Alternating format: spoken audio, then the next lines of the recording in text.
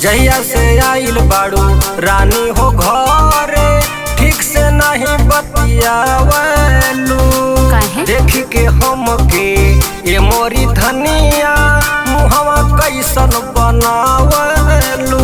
अरे तोहार गलत फहमी है, हमके कुल पता हो। जहिया से आइल बाड़ू रानी हो घरे ठीक से नहीं बतियावलू देख के हमके ये मोरी धनिया मुहवा कैसन बनावलू।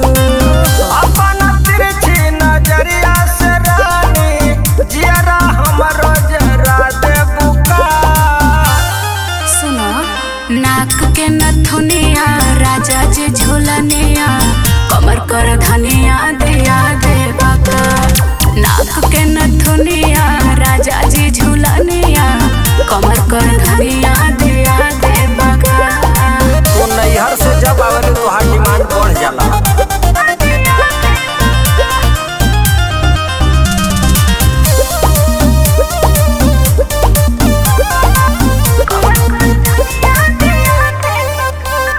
याद कर तारा काहे काल वाली बतिया मांगतानी जी आज हो। होके दा जान हमारे औरी कमाई हो खाना हमसे नाराज हो। फुसलावा मत, हमके चाहिए। याद कर तारा काहे काल वाली बतिया मांगतानी जी आज हो। होके दा जान हमारे औरी कमाई हो खाना हमसे नाराज हो। लागता राजा सारा मोहब्बत हमारो पे तू लुटा दे बुका। चला हटा। नाक के नथुनिया राजा जी झूलनिया कमर कर धनिया दिया दे बाका। नाक के नथुनिया राजा जी झूलनिया कमर कर धनिया दिया दे बाका। बोला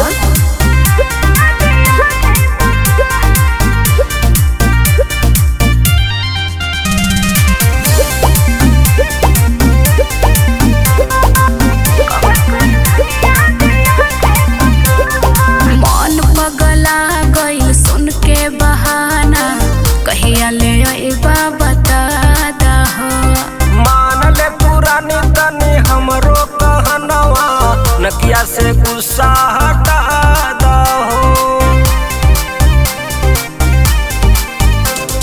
मन पगला गइल सुन के बहाना कहिया ले अइबा बता दहो। मान ले पुरानी तनी हमरो कहनवा नकिया से गुस्सा हटा दहो। आजा अपना बनवारी यादों के एकदम पागल बना दे बुका। नाक के नथुनिया राजा जी झूलनिया कमर कर धनिया दिया दे बाका। नाक के नथुनिया राजा जी झूलनिया कमर कर धनिया दिया दे बाका। लगत न मन भी चल दिया दही।